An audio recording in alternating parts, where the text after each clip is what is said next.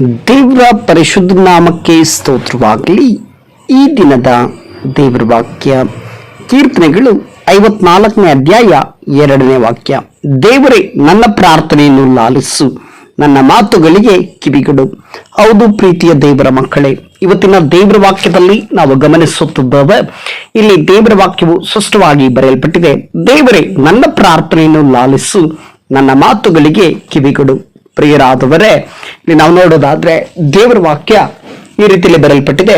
ದೇವರೇ ನನ್ನ ಪ್ರಾರ್ಥನೆಯನ್ನು ಲಾಲಿಸು, ನನ್ನ ಮಾತುಗಳಿಗೆ ಕಿವಿಕೊಡು. ನೀವು ಅಂದುಕೊಳ್ತಾ ಇರಬಹುದು, ಇವತ್ತಿನ ಪರಿಸ್ಥಿತಿಗಳನ್ನು ನೋಡಿ, ಇವತ್ತು ನಿಮಗಿರುವ ಸ್ಥಿತಿಗತಿಗಳನ್ನು ನೋಡಿ, ನಿಮಗಿರುವಂತಹ ಇಕ್ಕಟ್ಟುಗಳನ್ನ, ನಿಮಗಿರುವ ಸಮಸ್ಯೆಗಳನ್ನು ನೋಡಿ, ನಿಮಗಿರುವಂತಹ ಒಂದೊಂದು ವಿಧವಾದ ಹೋರಾಟಗಳನ್ನು ನೋಡಿ ನೀವು ಅಂದುಕೊಳ್ತಾ ಇರಬಹುದು, ದೇವರು ನನ್ನ ಪ್ರಾರ್ಥನೆ ಕೇಳ್ತಾ ಇದ್ದಾನೋ ಇಲ್ಲವೋ, ನನ್ನ ಮಾತಿಗೆ ದೇವರು ಕಿವಿ ಕೊಡ್ತಾನೋ ಇಲ್ಲವೋ ಎಂಬುದಾಗಿ. ಆದ್ರೆ ದಾವೀದನು ಆತನ ಕೀರ್ತನೆಗಳಲ್ಲಿ ಈ ರೀತಿಯಲ್ಲಿ ಪ್ರಾರ್ಥಿಸ್ತಾನೆ, ದೇವರೇ ನನ್ನ ಪ್ರಾರ್ಥನೆಯನ್ನು ಲಾಲಿಸು, ನನ್ನ ಮಾತುಗಳಿಗೆ ಕಿವಿಗೊಡು ಎಂಬುದಾಗಿ. ಪ್ರಿಯರಾದ ದೇವರ ಮಕ್ಕಳೇ, ನೀವು ಕಣ್ಣೀರಿನಿಂದ ಪ್ರಾರ್ಥಿಸ್ತಾ ಇದ್ದೀರಾ, ಇಕ್ಕಟ್ಟಿನ ಪರಿಸ್ಥಿತಿಗಳಲ್ಲಿ ಪ್ರಾರ್ಥಿಸ್ತಾ ಇದ್ದೀರಾ, ಹೋರಾಟದಲ್ಲಿ ಪ್ರಾರ್ಥಿಸ್ತಾ ಇದ್ದೀರಾ, ಅನೇಕ ವಿಧವಾದ ನಿದ್ರೆನೆ ಮಾಡ್ಲಿಕ್ಕೆ ಆಗ್ಲಾರ್ದ ಹಾಗೆ ಒಂದು ವೇಳೆ ನೀವು ತವಕ ಪಡ್ತಾ, ಅಯ್ಯೋ ದೇವರು ನನ್ನ ಪ್ರಾರ್ಥನೆ ಕೇಳ್ತಾ ಇದ್ದಾನೋ ಇಲ್ವೋ ಎಂಬುದಾಗಿ ಪ್ರಾರ್ಥಿಸ್ತಾರ. ದೇವರ ಆತ್ಮ ಹೇಳ್ತಾನೆ, ಆತ ನಿಮ್ಮ ಪ್ರಾರ್ಥನೆಯನ್ನ ಕೇಳುವವನಾಗಿದ್ದಾನೆ, ಆತ ನಿಮ್ಮ ಕಣ್ಣೀರನ್ನ ನೋಡುವವನಾಗಿದ್ದಾನೆ. ಯಾಕಂದ್ರೆ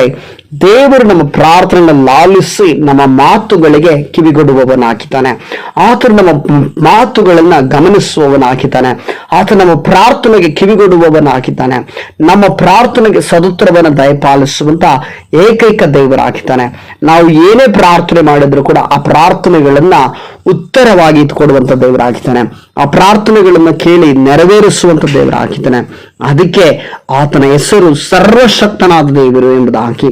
ಪ್ರಿಯರಾದ ದೇವರ ಮಕ್ಕಳೇ, ಈ ಒಂದು ವಾಕ್ಯದೊಟ್ಟಿಗೆ ನಿಜವಾಗಿ ದೇವರು ನಿಮ್ಮ ಪ್ರಾರ್ಥನೆ ಕೇಳ್ತಾ ಇದ್ದಾನೆ ಎನ್ನುವಂತ ಒಂದು ನಂಬಿಕೆ ನಿಮಗೆ ಉಂಟಾಗಲಿ ಎಂಬುದಾಗಿ ನನ್ನ ಒಂದು ಪ್ರಾರ್ಥನೆ ಆಗಿದೆ.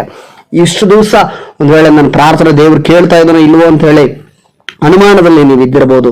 ದೇವರು ನನ್ನ ಪ್ರಾರ್ಥನೆ ಕೇಳ್ತಾ ಇಲ್ಲ ಅಂತ ಹೇಳಿ ಪ್ರಾರ್ಥಿಸೋದನ್ನೇ ಬಿಟ್ಟಿರಬಹುದು.